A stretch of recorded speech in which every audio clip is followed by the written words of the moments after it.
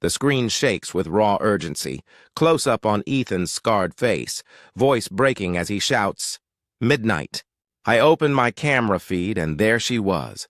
Chainsaw in one hand, clipboard in the other, standing under my oak like it was Judgment Day. You don't forget the sound of steel biting into the tree that carries your family's history. And you don't forget the look in her eyes when she turned to me and screamed, "This isn't your land, it's mine." Let's start. The morning I'll never forget didn't begin with birdsong or sunlight pouring through the curtains. It began with a noise so wrong, so sharp, it felt like it split the air in half. It wasn't the hum of a car engine or the chatter of neighbors leaving for work. It was the harsh roar of a chainsaw. For a moment, I froze. You know how your mind tries to explain things away? I thought maybe it was construction down the block or a city crew trimming branches. But when I stepped onto my porch and felt the vibration in my chest, I knew it wasn't out there. It was here. In my backyard. Slippers barely on my feet, I rushed outside, and that's when I saw her, Melanie Payne. The self-proclaimed president of our HOA, clipboard tucked under her arm like it was a crown jewel, standing in the middle of my yard as if she owned it. She wasn't alone. 2 hired men gripped roaring chainsaws, and one of them had already carved into the thick bark of my oak tree. That tree wasn't just wood and leaves. It was a part of me. My grandfather planted it more than a century ago, back when this land was open fields and dirt roads. It had stood through storms, through wars, through generations. And now here it was, bleeding sawdust into the morning light because Melanie decided it didn't fit the look of her perfect neighborhood. I remember standing still for a second, staring at the tree. A silent gaze. My throat burned with words I hadn't spoken yet. You ever look at something that holds your memories and feel it slipping away right in front of you? It was like watching a heartbeat fade from the only pulse you could trust. I didn't cry. I couldn't. I just looked up into those branches. The same branches where I once strung lanterns for my wife's birthday, where I pushed my niece on a swing, where I grilled steaks in the shade on long summer evenings. That tree was family, and now it was under attack. "Stop!" I yelled, louder than I thought my voice could go. One worker hesitated, sweat glistening on his forehead, chainsaw trembling like he was waiting for permission to breathe. The other looked straight to Melanie. She didn't flinch. She didn't even blink. She just lifted her clipboard higher like it was some kind of weapon and said, "Bylaw 47-8. Unsafe vegetation must be removed immediately." Her tone was flat, rehearsed, like she'd been waiting for this moment. But here's the thing, there was no such bylaw. I knew it. She knew it. Maybe even those workers knew it. This wasn't about safety. It was about control. It was about one woman's obsession with power. And in that moment, it became clear that my oak tree wasn't just a tree anymore. It was a battleground. And that clipboard she waved around, that's going to matter later. Because Melanie treated it like a shield, like a badge of authority. But to me, it was nothing more than paper and arrogance. Still, the damage was already started. The bark had fresh scars. The chainsaw teeth had bitten into history. And the worst part? She looked proud of it. Like vandalizing something sacred gave her meaning. I stepped closer, blocking the trunk with my own body. I could hear the chainsaw idle, growling low like some beast waiting for the next command. For a brief second, the morning held its breath. Even the doves perched on the gutter seemed to hush. That silence, it cut deeper than the saw. Because in it, I felt the weight of everything this fight would mean. This wasn't going to end with one confrontation. This was the beginning of something bigger. When I think back to that moment, I realize it wasn't just about losing a tree. It was about the threat of losing something much greater: peace, dignity, home. That oak had always stood as a kind of guardian, reminding me that time runs deeper than arguments and pettiness. But staring at Melanie's smug smile, I knew we had crossed into dangerous ground. My tree was no longer safe. My home was no longer private. And my patience, that was gone. I want to pause here and ask you something. Have you ever had a moment where someone tried to take away something they didn't earn, something they had no right to? Maybe it wasn't a tree. Maybe it was your time, your trust, your peace. Drop your answer in the comments, because I think a lot of us have lived through our own version of this battle. The oak tree stood tall that morning, but I could already sense the shadow of what was coming. A shadow darker than any storm, because power like Melanie's doesn't retreat when you stand your ground. It twists, it escalates, it comes back louder, meaner, dressed in fake rules and clipped authority. And deep down, I knew she wasn't going to stop until she got what she wanted, or until she was stopped. But here's the secret I kept to myself that morning, even as my hands shook and my voice broke from shouting. For every cut she made into that tree, for every false word she uttered about bylaws and safety, she was carving something else too. She was carving her own downfall. She just didn't know it yet, and that's where our story begins. The moment I blocked that tree with my own body, I felt a strange mix of rage and grief. My hands pressed against the rough bark as if I could shield it, as if my presence alone would undo the damage already done. But the deep grooves left by the chainsaw were still there, raw, fresh, and ugly. I remember thinking, this is how it begins, not how it ends. That's the thing about loss. You don't realize how quickly it moves in until it's already sitting at your table waiting to eat. As I glared at Melanie, something stirred inside me, a memory I hadn't thought about in years. My grandfather's voice, steady and firm the day he planted this oak. I must have been 6, maybe 7, tugging at his sleeve as he patted the soil down around the thin sapling. One day, Ethan, this tree will outlive me. It might even outlive you. But that's the point. Roots go deeper than arguments. You protect what's worth protecting. At the time, I thought he was just teaching me about gardening. Now, decades later, I understood he was teaching me about life. And here I was, standing between his legacy and a woman who thought a clipboard could erase it all. Melanie tilted her head, watching me with that smile she wore like a mask. To anyone else, it might look polite, but I knew better. It was a predator's grin, a silent promise that she wouldn't stop until she broke me. "You're making this harder than it needs to be," she said, her voice like a paper cut. That line, it wasn't a warning. It was a threat, and that's when I realized something dangerous. Melanie wasn't here to protect the neighborhood. She wasn't acting out of duty. She was acting out of pride. Pride that had been bruised by my refusal to bow down to her endless rules and fake bylaws. Pride that turned every tree branch, every mailbox, every sidewalk crack into a battlefield. And she chose my oak because she knew it mattered to me. She knew it was more than wood and leaves. It was personal.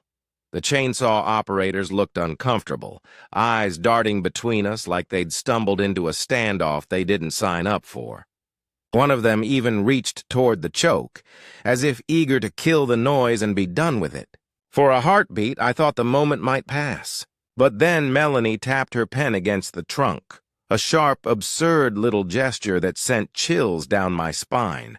"Hazard," she said softly, as though the word itself could summon truth.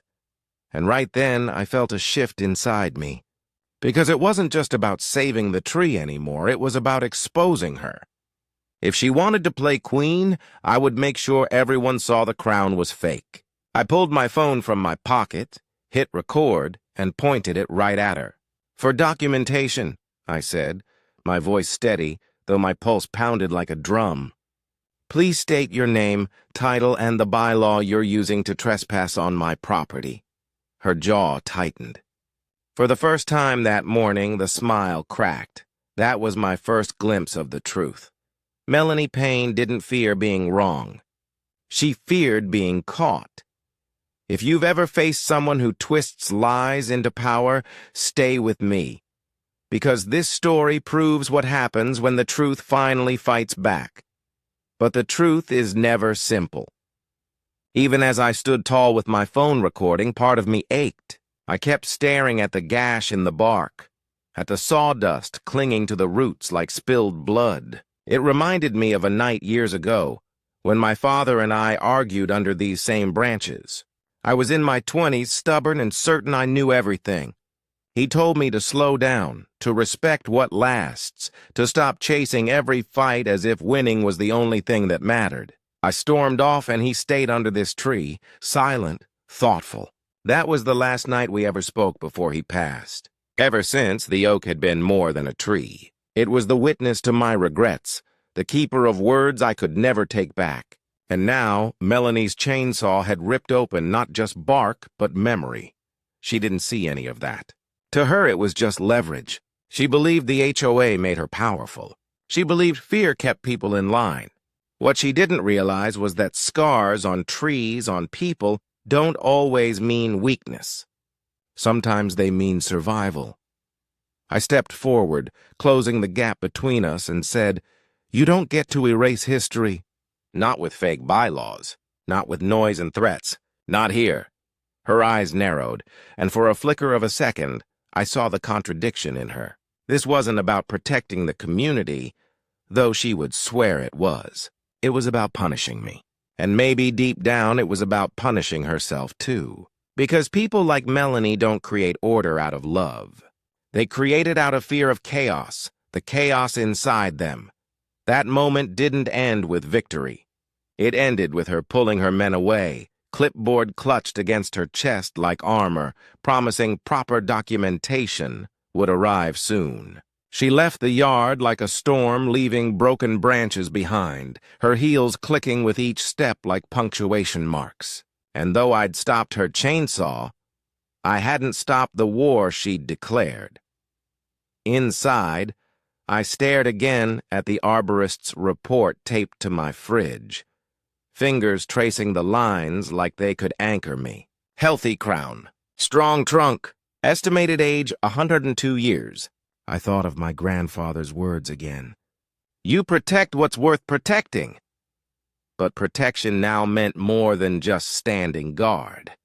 It meant building evidence, building allies, building a defense against the storm that was coming. So I called Thomas, my lawyer, the one person I trusted to see through the noise.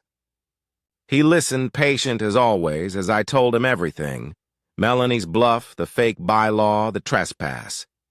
He didn't laugh. He didn't curse. He just said, "Send me everything. The video, the report, photos of the damage, and Ethan, don't lose your cool. If she pushes again, we move from HOA drama to felony charges." His calm was a strange comfort, like someone steadying a ladder you're afraid to climb. But even with his reassurance, I couldn't shake the feeling that this wasn't about legality anymore. It was personal. Melanie had crossed into my yard with a weapon, and she wouldn't leave until she left her mark. And maybe she already had. Have you ever felt that chill? The sense that what just happened isn't over? That it's only the first crack before something breaks wide open? Keep watching, because that's exactly what this was. The hours that followed were restless. My neighbors began texting, videos started circulating, and soon the story of Melanie's attempted emergency action was already halfway around the block. Some were angry, some were amused, but buried among the comments were the ones that mattered. She fined us for a bird feeder last year. She tried to tell us what flowers we could plant. She's been pushing too far for too long. I realized then that this fight wasn't just mine. Melanie's war for control had touched everyone, but until now, they'd been too quiet, too polite, too afraid. My oak had become the spark they needed. By the evening, I had cameras mounted, signs posted, and my phone buzzing with messages from people ready to back me up. But the truth? It didn't feel like support. It felt like pressure, because now I wasn't just defending a tree. I was carrying every frustration Melanie had piled onto this neighborhood for years. If I broke, if I gave in, she'd win over all of us. The sun dipped low, painting the oak in golden light, and I sat beneath its branches, legal pad in hand, sketching out next steps. But as shadows stretched across the yard, something heavier than nightfall settled in. I could sense it. The way you sense a storm before it breaks, this wasn't over. Not by a long shot. And then, as if to prove me right, a notice appeared in my mailbox the next morning. Not from the board. Not from the city. From Melanie herself. A violation notice, threatening daily fines of $250 until the oak was removed. The signature line read, Melanie Payne, HOA President. Except she wasn't president. Not even close. She was chair of the landscaping committee. Her power was fake, just like her smile. I laughed when I read it, but it wasn't joy. It was disbelief. Because this wasn't just a piece of paper, it was her declaration of war. And worse, it meant she was willing to forge documents, to fake authority, to drag this fight into deeper waters. Imagine finding a letter in your mailbox that threatens to take away everything you've fought to protect, signed by someone who has no right to send it. What would you do? Stay tuned, because what came next pushed this story to the edge. I scanned the notice, sent it straight to Thomas and the board, and waited. Hours later, James Holloway, the real HOA chair, replied, "This is not an authorized communication. Please disregard." His words were calm, professional. But to me, they were confirmation that Melanie wasn't bluffing anymore. She was breaking rules she claimed to enforce, and that's where the tension twisted even tighter. Because when people like Melanie start losing ground, they don't surrender. They escalate. They find new ways to strike. And as I held that fake violation in my hands, I realized something chilling. The oak wasn't the only thing in danger anymore. The notice sat on my kitchen counter like a snake coiled and waiting. Every time I passed by, I caught myself staring at the fake signature at the bottom, Melanie Payne, HOA President. She wasn't president, not even close, but that didn't matter. In her world, truth bent to her will. And in mine, that piece of paper was proof that the battle had officially crossed a line. I tried to laugh it off, but laughter doesn't hold up well against fear. Deep inside, I felt the weight of something bigger pressing down on me. It wasn't just about the oak anymore. It was about the fragile line between right and wrong, private and public, truth and lies. And here I was, caught in the middle, wondering how far I was willing to go to protect what was mine. Sleep didn't come easy that night. Every sound outside sent my heart racing. I kept picturing the chainsaw roaring back to life, Melanie's face lit by the headlights of her car, clipboard tucked under her arm as if it were a weapon. At some point, I found myself at the window, staring out at the oak. The moonlight touched its branches, silver and still. It should have calmed me, but it didn't, because I could see the wound, the place where her men had cut deep. It wasn't fatal, but it was a scar. And scars carry a message. Once you've been attacked, it can always happen again. The next morning, I dialed Thomas, my lawyer, to update him. He listened, then sighed. "Ethan, this isn't just harassment anymore. She's forging documents. You could press charges today if you want to." His words should have felt like relief, like a lifeline. Instead, they tangled with something heavier inside me. Doubt. Because pressing charges would drag this fight into open war. It would pull the police, the courts, and the entire neighborhood into a mess that might never heal. Was I ready for that? Was I ready to be the man who lit the fuse? I told Thomas I'd think about it and hung up. For a long while, I just sat at the table, staring at the oak through the back door. That's when the guilt crept in. If I'd spoken up sooner, if I'd challenged Melanie when she first started finding neighbors for bird feeders or basketball hoops, maybe none of this would have happened. Maybe she wouldn't have turned her sights on me on the oak. Maybe the scars in the bark wouldn't exist. And I hated myself for waiting until the battle came to my doorstep. Have you ever wondered if staying quiet made you part of the problem? That's the question that haunted me as I stared at that tree. By afternoon, the neighborhood group chat was buzzing again. Someone had shared a screenshot of my fake violation notice, and neighbors piled in with their own stories. She fined us for roses. She told our kids sidewalk chalk was graffiti. She demanded we move our trash bins even though they weren't blocking anything. The chorus was loud, and for the first time, people weren't whispering. They were angry. But with that anger came something else, expectation. People looked to me now, not just as a victim, but as the one who would stand up for all of them. That pressure pushed me toward a risky decision. I decided to record a video. Not for YouTube, not for social media, but for evidence, and maybe for solidarity. I lined up the fake notices on my counter one by one and hit record. Day 3 of Melanie's fantasy HOA, I said into the camera, my voice sharp, my hands shaking. She's now fined me $750 for the crime of owning a healthy tree. Next week, maybe she'll fine me for breathing without a permit. I paused, staring straight into the lens. This isn't just my fight anymore. This is about all of us.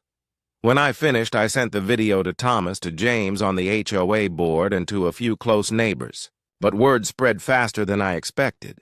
Within hours, people were replaying it on their phones, nodding, sharing. Some even said it made them laugh, though I hadn't meant it to be funny. To me, it was desperate proof that I wasn't crazy. That night, as I sat under the oak with a beer, I heard footsteps on the sidewalk. When I looked up, it wasn't Melanie. It was Mrs. Miller from next door. She carried a flashlight, her face lined with worry. "Ethan," she said softly, "you're not in this alone. We've all been dealing with her, but you're the one who finally stood up. Don't doubt yourself now." Her words hit harder than she probably knew. Because I was doubting myself. Every choice felt like a gamble. Fight too hard. And I risked making the neighborhood even more toxic. Back down, and I'd be handing Melanie the victory she craved. I looked at Mrs. Miller and wondered if she saw the same hesitation in me that I felt inside.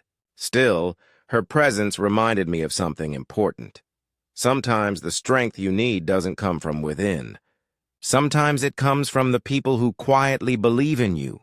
The following day, I made another choice, a riskier one. I called the non-emergency police line. "I'd like to report attempted property destruction," I told the dispatcher. "Chainsaw, trespass, fake documents. It's escalating." Saying those words out loud felt like stepping across a threshold. "No going back." The dispatcher's tone shifted, serious now. "We'll send officers to document it." When the patrol car pulled up, Officers Rodriguez and Chen walked the perimeter with me. Rodriguez touched the scar in the oak's bark, shaking his head. "She really did this?" I handed him the video. He watched, his jaw tightening. Chen scribbled notes, her eyes sharp and quick. "Mr. Boyd, you've got enough here to press charges if she sets foot here again." Their words were steady, but their presence left me shaken. Because now it was official. Now it wasn't just neighborhood drama. It was law, and with law comes consequence. When the police finally step in, you realize the game is over, but the war is just beginning. And that's exactly where I found myself. Later that night, I sat at the kitchen table with all the evidence spread around me, photos, letters, videos. My hands trembled as I organized them into neat piles, because organization gave me the illusion of control. But control is fragile, and somewhere between the papers and the silence, my mind wandered to darker places. What if Melanie pushed further? What if she hurt the tree again? What if she came after me not just with words and fines, but with something worse? That thought was interrupted by a knock at the door. It was James Holloway, the actual HOA chair. He looked tired, his shoulders heavy with the weight of too many conflicts. "Ethan," he said, "you did the right thing sending us that notice. But I need you to know she's not president. She never was. She's chair of landscaping, that's it. She's been forging authority for months." His honesty should have comforted me. Instead, it made me angry. Because if they had known, why hadn't they stopped her sooner? James must have read the look on my face. "I know," he admitted. "We should have acted earlier." But she's loud, and sometimes it's easier to let the noise pass than to confront it. His words mirrored my own guilt, my own silence in the face of her past abuses. And in that moment, I realized he and I weren't so different. We'd both avoided conflict until it was too late. That contradiction, his quiet leadership, my stubborn resistance, brought me face to face with the truth. We both bore responsibility for letting her power grow unchecked. And now, we had to undo what silence had allowed. The days that followed blurred together. Cameras buzzed with motion alerts. Neighbors sent screenshots of Melanie patrolling the sidewalks, clipboard in hand, snapping photos of everything from garden gnomes to parked cars. Each click of her pen was another brick in the wall of tension closing around us. And every time I saw her on my feed, a knot of dread twisted tighter in my stomach. It all came to a breaking point one evening when I returned home to find not one, not two, but 3 new violation notices stuffed in my mailbox. Each one was identical, $250 fines stacked like cheap playing cards. By her math, I now owed $750 in less than a week. I lined them up on the counter, stared at them, and felt something inside me snap. Not rage, not fear, but a cold clarity. I grabbed my phone, hit record again, and spoke straight to the lens. "This is what tyranny looks like in suburbia," I said, holding up the notices. A woman with no power inventing rules to control a community. But let me tell you something. Trees have deeper roots than clipboards. And I'm not backing down. My voice shook, but I didn't stop. Because this time, the fight wasn't just about me. It was about everyone watching. Sometimes the breaking point isn't when you lose. It's when you finally realize you can't be broken. And that's the moment I reached. As if on cue, Melanie appeared outside, pacing the sidewalk, phone pressed to her ear, clipboard clutched like a lifeline. She spotted the camera aimed at her, and instead of retreating, she smiled, a thin, plastic smile that screamed defiance. She waved, as if daring me to act, then snapped a photo of my yard and scribbled furiously. I stood inside, gripping the edge of the counter, heart pounding. Part of me wanted to rush outside, to shout, to confront her once and for all, but another part whispered restraint, reminding me of the risks. Words could become weapons, tempers could ignite, and one wrong move could flip the story against me. The struggle tore me apart, the desire for justice battling the fear of making it worse, and then the phone rang. It was Thomas. "Ethan," he said, his voice firm. "Whatever she's doing, don't engage. Document everything. Let her bury herself." I looked out the window again at Melanie, still scribbling, still smiling that smile. And I knew he was right, but knowing didn't make it easier. Because patience isn't passive. It's a war you fight inside yourself, minute by minute, while the enemy circles your home. That night, I barely slept. Every creak outside felt like her return. Every shadow across the lawn a threat waiting to strike. The oak stood silent, but in its silence I heard the echo of what was coming. Not just fines, not just notices. Something bigger. Something worse, and as dawn broke, painting the yard in pale light, I realized the truth I'd been avoiding. Melanie Payne wasn't slowing down. She was building momentum, and sooner or later she was going to cross a line neither of us could uncross. The morning after those fake fines filled my mailbox, I woke with a heaviness that clung to me like damp air. I hadn't slept much. Every sound outside had pulled me to the window, searching for Melanie's shadow. I brewed coffee strong enough to jolt a dead man awake, but even that didn't cut through the fog in my chest. The oak stood outside, calm and steady, but I wasn't. My nerves were frayed, and I couldn't shake the sense that something was closing in. When I stepped onto the porch, the neighborhood looked quiet, but it was the kind of quiet that hides tension. Lawns trimmed, cars lined neatly on the street, sprinklers ticking faintly. But underneath it all, Everyone was waiting for the next explosion. That's what Melanie had done to us. She'd turned our cul-de-sac into a chessboard, every move shadowed by her clipboard and her smile. By mid-morning, the police came back. Officers Rodriguez and Chen stood in my yard, their presence both comforting and unsettling. Rodriguez tapped the trunk where her workers had cut before. "We've reviewed your footage, Ethan. She's officially on warning status. If she sets foot here again without your consent, we'll arrest her for trespassing." Chen added, "And keep those notices she gave you. They're fraudulent, and the paper trail will bury her if this goes to court." Their words carried weight, but they didn't ease the knot in my stomach, because warnings don't stop people like Melanie. They only fuel them. Later that day, I saw her again. Not trespassing, not shouting, just pacing the sidewalk, clipboard in hand, writing notes only she could read. She stopped once, stared straight at my oak, then lifted her phone and snapped a picture. When her eyes caught the security camera aimed at her, she smiled. That smile wasn't defiance. It was a promise. Have you ever locked eyes with someone and known without a word that they were planning their next move against you? That's the look she gave me. That night, I doubled my defenses.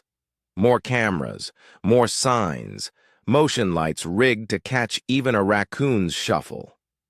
My phone buzzed with alerts all evening, each one spiking my nerves. Preparation should have felt like control, but it didn't. It felt like building sandbags against a flood you knew was coming anyway. And then came the storm, literally. The sky darkened, the wind picked up, and by evening, rain lashed against the windows. Thunder cracked so loud it rattled the glasses in my kitchen. I sat at the table, tablet open, cameras cycling through feeds of the yard. The oak swayed with dignity in the storm, but across the street, Melanie's pine tree, tall, brittle, neglected, looked ready to snap. I'd noticed its sickness before, how bark peeled and needles browned, but she never cared for it. Around 10 that night, the inevitable happened. A crack tore through the roar of thunder, sharp and final. I rushed to the window just in time to see her pine collapse in slow, violent grace. It smashed across her roof, ripping through shingles, crushing part of the second floor. My cameras caught every detail, the tree tearing into her pristine siding, rain flashing like sparks against the wood. The neighborhood lit up. Doors opened, voices shouted, neighbors gathered in disbelief. And then, through the chaos, Melanie stumbled into the street, drenched, hair plastered across her face. She screamed over the storm, pointing straight at me. "You did this! You poisoned my tree! You wanted revenge!" Her voice carried raw panic, but her words carried accusation sharp enough to cut through the thunder. My stomach twisted as neighbors turned their eyes toward me. For a moment, I stood frozen on my porch, rain soaking through my shirt, staring at her wild expression. She wasn't just angry, she was unraveling. Imagine your enemy destroying themselves and still blaming you. Louder, wilder, desperate enough to drag everyone into the storm with them. That's what she did that night. Officers Rodriguez and Chen pulled up minutes later, wipers slapping, headlights cutting through sheets of rain. They ordered her back, tried to calm her, but Melanie wouldn't listen. She jabbed her finger at me again, screaming, "Arrest him! He's plotting against me! He's been trying to ruin me!" Chen shook her head. "Miss Payne, we have documentation of your pine's condition. Neighbors reported it was dead for years. This was weather damage, nothing more." And then the voices came. Neighbors, raincoats over pajamas, speaking out one by one. "She never trimmed that tree. It's been dead since last spring." I told her to call an arborist." Their words cut through her fury like a blade. She glared at them, eyes blazing, but their silence afterward was worse than their accusations, because silence meant they no longer believed her. Rodriguez stepped forward, his tone firm. "Miss Payne, you need to contact your insurance and the city inspector. This isn't on him. End of discussion." For a second, I thought she might lunge at me right there in the storm. Instead, she smiled, a slow, eerie smile that froze my blood. Then she stormed back into her broken house, slamming the door against the storm. I stood on my porch, soaked, trembling, and whispered to myself, "The universe doesn't need my help to punish you." But even as I said it, I knew this wasn't over. If anything, this was the spark that would light her next fire. The following morning, daylight revealed the wreckage in cruel detail. Half her roof caved in, shards of glass glittering across the driveway, blue tarps already nailed into place by emergency crews, and as if on cue, another envelope waited in my mailbox, handwritten, accusing me of malicious negligence leading to property damage. She underlined those words 3 times. I didn't laugh this time. I didn't even feel angry. I just scanned it, sent it to the board, and forwarded it to Thomas, who replied almost instantly, "She just handed us Exhibit B. Keep it safe." His confidence steadied me for a moment, but inside, I felt something else, dread. Because people like Melanie don't collapse quietly. They lash out harder, even as they fall. The scariest part of fighting a bully isn't when they're strong, it's when they're falling, because that's when they're the most dangerous. By midday, city inspectors arrived at Melanie's house. They didn't just see the fallen pine, they saw the rot she'd been hiding. Peeling paint, cracked siding, gutters sprouting moss. They taped a bright orange notice to her door. Code violations, mandatory compliance within 60 days, or fines. The irony wasn't lost on anyone. Months earlier, Melanie had pushed for stricter neighborhood codes, hoping to weaponize them against the rest of us. Now those same rules circled back, stamped against her own home. Neighbors whispered, screens lit up with photos of the orange notice. Someone joked, "Guess she should have fined herself first." Another added, "Maybe she'll cite herself for unsafe vegetation hazard, too." But even with the laughter, unease lingered. Because humiliation doesn't stop people like Melanie, it fuels them. And sure enough, she struck back the next day. Emergency inspection notices appeared in half the mailboxes on the block, accusing neighbors of everything from unauthorized lawn ornaments to non-compliant mailbox paint. She even cited the Millers for their trampoline, though it had been there longer than she had lived in the neighborhood, and in her desperate attempt to look fair, she issued a violation against her own house. That misstep was her undoing.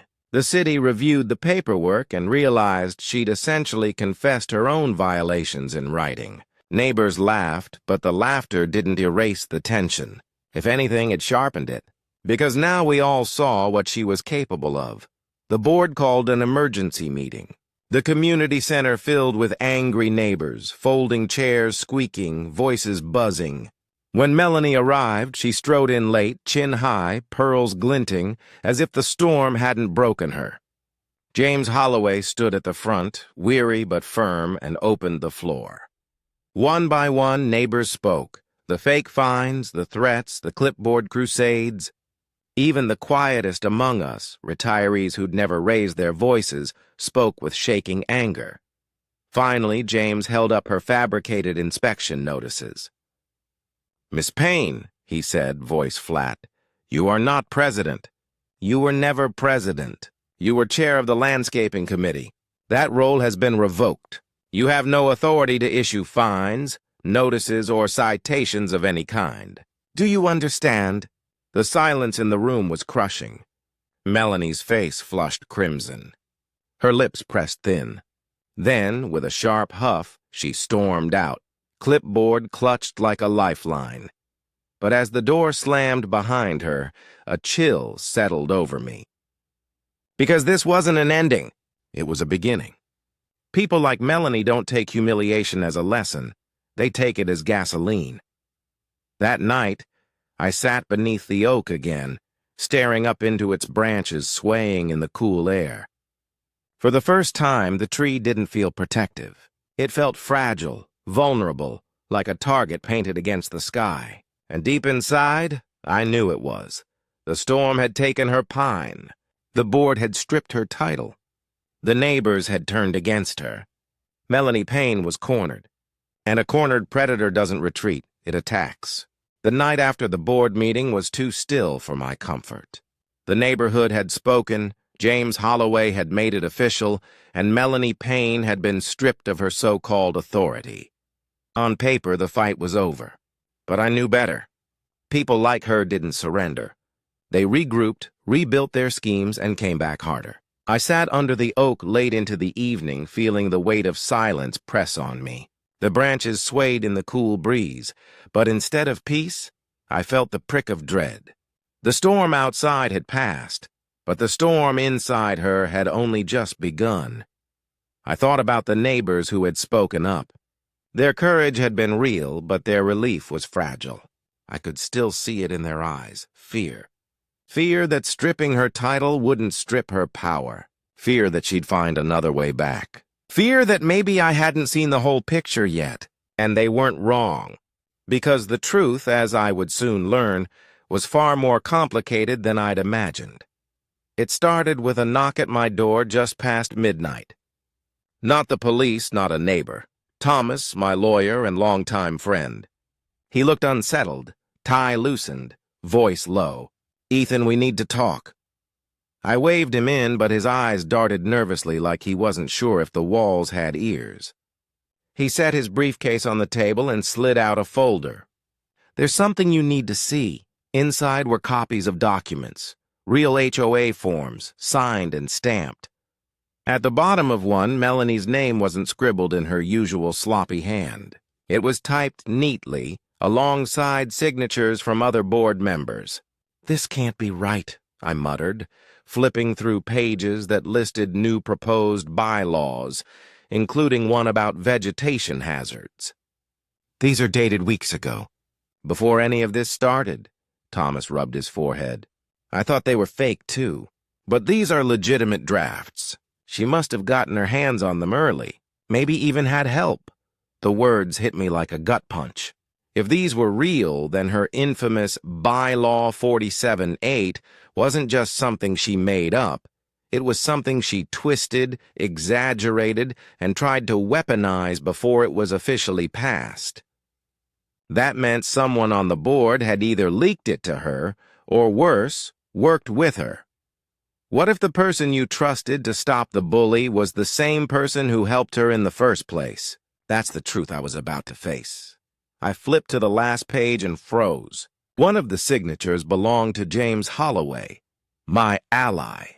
The man who'd stood in front of the community, stripped her of authority, and assured us all she wasn't president. His name was right there, inked beside hers. I felt the room tilt. "Thomas, are you saying James knew about this the whole time? That he let her run wild with it?" Thomas hesitated. "I can't prove intent, but his name's on it. And if he didn't approve this, why hasn't he said anything? Why sign it at all?" Anger flared in my chest, but underneath it was something worse, betrayal. James had been the voice of reason, the one who finally stood up in front of everyone. But now I had to wonder, was he protecting us, or was he protecting himself? The next day I called James directly. He answered with his usual weary tone. "Ethan, I know what you're calling about. And I know what you've seen." His voice was calm, too calm. "Those were draft discussions. They were never meant to be public." "Drafts?" I snapped. "You signed your name on something that gave her the weapon she used to come after me, after all of us. Do you realize what that means?" Silence on the other end. Then a sigh. "I thought if I gave her something small, she'd leave the big fights alone. I thought it would keep her contained." Contained. The word echoed in my ears like poison. James hadn't been ignorant, he'd been complicit. He'd tried to manage her by feeding her scraps, and in doing so, he'd unleashed her onto all of us. I hung up without another word. My trust in him was gone. Worse, the ground beneath my fight shifted. This wasn't just Melanie's madness anymore. It was a web of negligence, compromise, and cowardice that stretched deeper than I'd realized. That night, the oak loomed above me as I sat on the porch, hands trembling. The scars on its bark looked sharper under the moonlight, and I couldn't shake the thought. She hadn't just scarred the tree. She'd scarred the truth. Sometimes the real betrayal doesn't come from your enemy. It comes from the person you thought was on your side. As days passed, Melanie grew bolder again. She started walking the block with her clipboard, scribbling furiously, her eyes darting at every house, every yard. Neighbors whispered but kept their distance. They'd found their voices at the meeting, but now that the board's cracks were showing, their courage was thinning. And I couldn't blame them. If James was willing to bend the rules, what chance did the rest of us have? I tried to focus on evidence, stacking every violation notice, every video clip. But the fight was eating at me. Doubt crept in late at night, whispering that maybe I'd pushed too hard, maybe I'd made myself the lightning rod. And in those dark hours, guilt returned. Memories of my father's voice under this same tree, telling me not every fight needed to be fought. Was I proving him wrong, or was I proving him right too late? Then a knock at the door again. But this time it wasn't Thomas. It was Cap, the worker who had held the chainsaw that first morning. He stood awkwardly on my porch, hat in his hands. "Mr. Boyd," he said quietly, "I don't want trouble, but I can't do this anymore. She hired us off the books. Told us you'd approved it. When I realized you hadn't, I wanted to walk. But she threatened to call immigration on my cousin." His voice cracked as he spoke, and the shame in his eyes hit me like a punch. He hadn't been my enemy that day. He'd been her pawn, another victim of her need for control.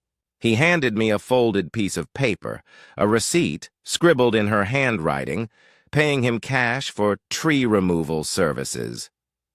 "Keep it," he said. "I won't lie for her." "Not anymore." Then he walked off into the night. Shoulders heavy with relief, I unfolded the paper, staring at her messy script. Proof, not just against her, but against the idea that this fight was ever simple. She'd been lying to everyone, her workers, her neighbors, even the board. And now, with James's compromise exposed and Cap's confession in my hand, the lines between friend and foe blurred until I couldn't tell the difference anymore. The scariest battles aren't the ones you fight against your enemies. They're the ones where you can't tell who your enemies really are. The weight of it all pressed harder than ever. I sat under the oak, the paper trembling in my hands, and felt the walls closing in. Melanie was losing ground, yes, but her desperation made her dangerous. James had shown his weakness, and now I couldn't trust him. The neighbors were wavering, afraid to take another stand. And I, despite my cameras, my lawyer, my evidence, was exhausted. That's when I realized I'd reached a point I couldn't undo. Because once you see betrayal, you can't unsee it. Once you hold proof of corruption, you can't put it back in the drawer. And once the fight becomes personal, not just about trees or bylaws, but about truth itself, there's no turning back. The oak swayed gently overhead, but even its strength felt fragile now. I knew what was coming. Melanie wouldn't retreat. James wouldn't own his part, and I couldn't stand still anymore. The story wasn't about defending a tree now. It was about surviving the storm of lies, betrayal, and desperation that surrounded it. And as I sat there in the dark, clutching the paper Cap had given me, I understood one thing with painful clarity. The darkest moment of this fight was still ahead, and it would change everything. The night was thick with silence, the kind of silence that doesn't soothe, it presses. I sat beneath the oak tree, Cap's confession folded neatly in my pocket, my eyes fixed on the scarred bark that had started this entire war. The neighborhood was still. No sprinklers ticking, no dogs barking, just the faint hum of electricity from the street lamps. I should have felt safe with the cameras, the lights, the police warnings, but safety was an illusion, because I knew her, and I knew she wasn't finished. Just after midnight, the illusion cracked. My phone buzzed with a motion alert, and I glanced at the screen. A shadow moving low, slipping through the fence. My chest tightened. I tapped into the live feed and froze. The unmistakable silhouette of a chainsaw gleamed under the light, and behind it the figure I'd been dreading. Melanie Payne, shoulders hunched, hair wild, clutching her clipboard in one hand like it was holy scripture, and gripping the saw with the other like she was ready for war. I was out the door before I realized I'd moved. Barefoot, heart slamming so loud I thought it might give me away. I stopped at the edge of the yard, the oak looming between us. She was muttering to herself, scribbling something on her clipboard even as the saw rattled in her hand. Her voice was jagged, words sharp and broken. Unsafe, illegal, must be removed. It wasn't a declaration, it was obsession made flesh. "Melanie!" I shouted. The word cut through the night like glass. She froze, then turned, eyes catching mine. And in that moment, I didn't see the neighbor who lectured us about grass hide or trash bins. I saw someone unraveling, her control finally shredded. "You don't own this tree," she hissed. "You don't own this land. You think you're better than the rules, but the rules will always win." When someone holds a chainsaw in one hand and a lie in the other, you realize it's not just a fight, it's survival. I stepped closer, voice steady though my hands trembled. "Put it down, Melanie. This isn't the way. You're going to hurt yourself, or worse." Her laugh was hollow. "You already hurt me. You turned them all against me. Even James, even the board. I gave everything to this neighborhood, and you ruined it." Her words cut deeper than I expected, because for a moment I saw the contradiction in her. Was she a tyrant? Yes. But beneath it, was there also a woman desperate to matter, to belong, to control the only thing she could? It didn't excuse her, but it made the moment heavier. She revved the saw, the sound tearing through the night. My cameras blinked red as they recorded, and I knew the police would see this soon. But in the now, in the raw moment, it was just me, her, and the oak. The neighbors began to stir. Lights flicked on, curtains shifted, silhouettes filled windows. A voice called out, Mrs. Miller's, "Melanie, stop!" But Melanie didn't. She pressed the saw to the bark. Sawdust sprayed. The tree shuddered. "No!" I shouted, rushing forward. I grabbed the chainsaw with both hands, heat burning my palms as I fought to wrench it from her. Her strength shocked me, fueled by rage and desperation. We struggled, the engine snarling between us. Then, in the chaos, the saw slipped. Not into me, not into her, but into the ground, carving a raw line through the soil, inches from the oak's roots. Neighbors poured out now, raincoats thrown over pajamas, phones recording, voices rising in panic. "Call the police! She's lost it! Stop her!" But Melanie only screamed louder, thrashing against me, clipboard swinging wildly. It smacked against my face, splitting the skin on my cheek. Pain flared hot and sharp, but I didn't let go. "Look at yourself," I roared. "This is what you've become! A woman with nothing but lies and scars to show for it." For the first time, she hesitated. Her grip faltered. The chainsaw sputtered and died. Silence roared louder than the engine had.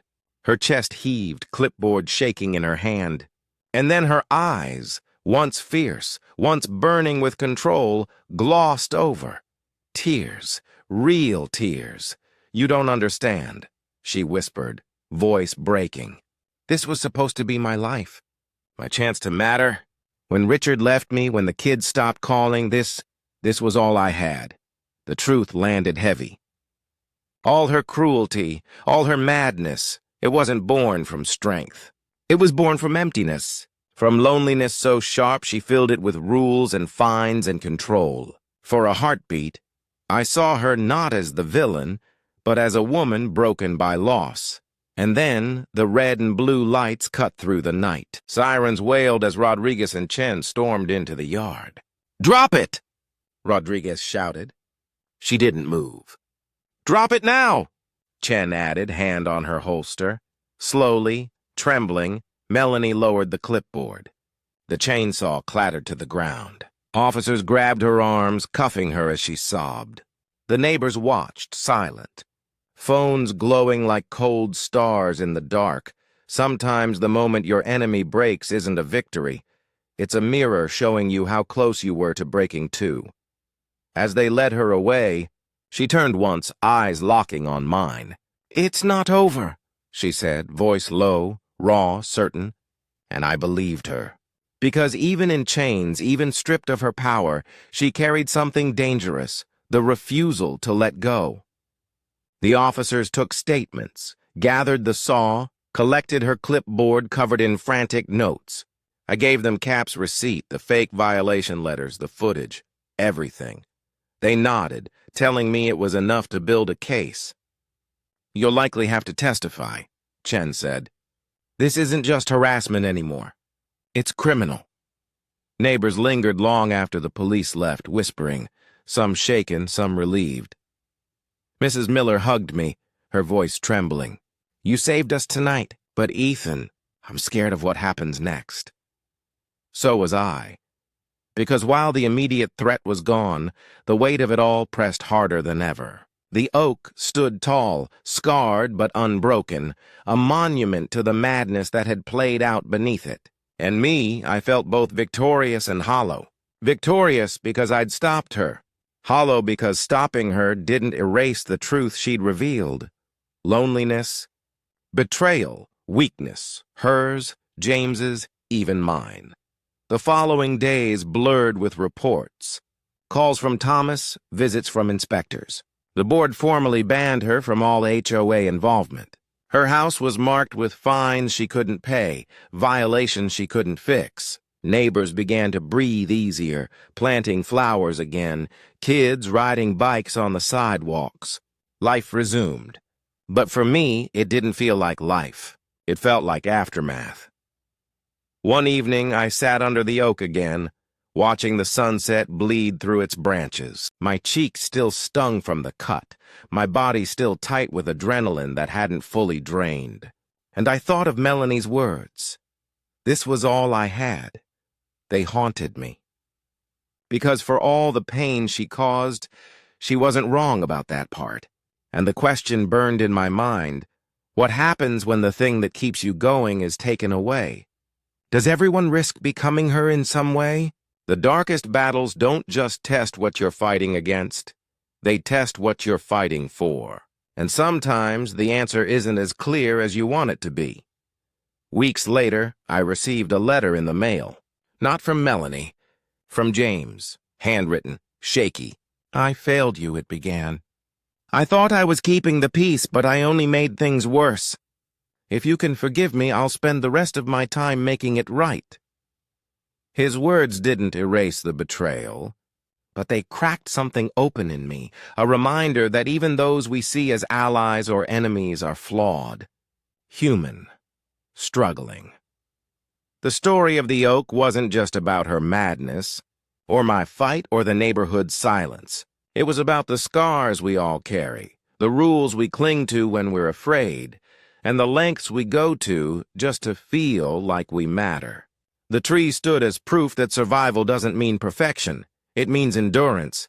And yet, one truth hung in the air like a storm cloud refusing to leave. Melanie had been taken away, yes, but her last words still echoed. It's not over, because scars don't vanish. They deepen. They remind you every time you look at them that the fight may have ended, but the wounds remain. The weeks after the chainsaw night felt strange, almost hollow, like the air itself had lost its balance. The neighborhood that once carried whispers of fear was suddenly louder, children laughing on their bikes again, sprinklers sweeping across green lawns, dogs chasing tennis balls down driveways. Life had returned, but not in the same way. It was quieter in places that used to buzz, louder in places that used to hush. A balance, broken, reshaped, and forced into something new. I still found myself under the oak most evenings, staring up at its wounded bark. The scar was there, plain and sharp, a reminder of the night everything broke open. But instead of filling me with rage or dread, it carried something else, an uneasy kind of peace. That tree had stood through storms, through her rage, through my doubt, through the betrayal of those I thought I trusted, and still it stood. I couldn't help but feel like it was teaching me something, though the lesson wasn't as clear as I wanted it to be. Melanie's house sat across the street, wrapped in silence. The once pristine lawn was overgrown, the siding streaked with weather stains, and the broken roof covered with a tarp that flapped in the wind. Her car was gone. Rumors spread. She'd been staying with her sister, or maybe she'd left town altogether. The board sent notices, the city issued fines, but the house just sat there, empty, rotting under the weight of her choices. And in some cruel way it became another symbol, a mirror to the oak, one scarred but standing, one collapsing under neglect. Neighbors tried to move on, but I could see it in their eyes whenever the subject came up. A mix of relief and guilt. Relief that the storm had passed, guilt that it had gone so far before anyone truly stood up. We gathered more now, barbecues, block meetings, casual chats on the sidewalk. Maybe we needed the comfort of each other more than before. Maybe we wanted to prove to ourselves that community could mean more than fear and fines. James came by one evening, hat in his hands, looking like a man who'd aged 10 years in a few weeks. He apologized again, not with excuses this time, but with quiet regret. I let him talk. He admitted his weakness, his mistake of giving in, of trying to manage her instead of stopping her. I didn't forgive him outright, but I didn't push him away either. Sometimes the cost of what happens isn't measured in scars or fines. It's measured in what's broken between people. And repairing that takes more than words. One night, as I sat on the porch, Mrs. Miller joined me with 2 mugs of tea. She stared at the oak for a long time before speaking. "It feels different now," she said softly, "like it's not just a tree anymore." "It's a reminder. A reminder of what?" I asked. "That sometimes the fight isn't about what you're trying to save," she said, her voice low. "It's about what you're trying not to lose." Her words sank deep, and I realized she was right. The tree mattered, yes, but the real battle had been about dignity, safety, truth. Things far easier to lose than a tree if you don't stand up when the time comes. The months rolled forward. The scars healed, but they never disappeared. Melanie's name wasn't spoken much, but her shadow lingered. Every time someone mentioned bylaws or board votes or neighborhood rules, you could feel the tension tighten. It wasn't fear of her return. It was fear of what power does when it's left unchecked. And me? I carried the fight with me long after it ended. I thought often of her last words. It's not over. Maybe she meant she'd be back. Maybe she meant that battles like this never really end. And maybe she was right. Because even in victory, there's a cost. My nights were quieter, but not softer. My trust in people had been tested. My patience stretched. My faith in community fractured and mended in uneven lines. The oak stood through it all. When autumn came, its leaves blazed gold and red, lighting up the street like fire. When winter followed, it stood bare but strong, its scar stark against pale bark. And when spring returned, green shoots pushed from its branches, soft and new against the old wound. Every season it reminded me, scars don't stop life from growing. They just change the way it looks when it does. And maybe that was the real ending of this story. Not the night she was taken away, not the meetings or the notices or the sirens, but the quiet truth that what stays standing after the storm tells you more than the storm itself. As for Melanie, No one saw her again. The house was eventually sold, the tarp replaced, the lawn cut. A young couple moved in with a toddler who loved to chase bubbles in the yard. Life moved forward as it always does. But every now and then, when the wind whistled through the branches of the oak, I swore I could hear an echo of her voice. A warning, a reminder, or maybe just the ghost of everything we'd endured. And I'd look up at the scar, trace it with my eyes, and whisper to myself, "It is over." At least for now, because maybe that's all closure really is. Not a clean ending, not a perfect victory, just the ability to breathe again, to look at what's left, and to say you survived. The neighborhood wasn't the same, but it was still ours. The oak wasn't whole, but it was still alive. And me. I wasn't untouched, but I was still standing. And in the end, that's what mattered. If you've been with me through this story, thank you. These aren't just tales about rules and fines. They're about people, our fears, our flaws, our fights to hold on to what matters. If this story spoke to you, don't forget to subscribe to HOA Truth Tales. Share it with someone who's faced their own battle, and drop a comment below. What's the one thing you'd never let anyone take from you? Because stories like this don't just belong to me. They belong to all of us. And sometimes, telling them is the only way to make sure the scars mean something. And with that, I'll leave you with the image that stays in my mind even now, the oak tree at dusk. Its scar glowing faintly in the fading light, standing tall against the sky. A reminder that even wounded, even tested, even changed forever, some things endure.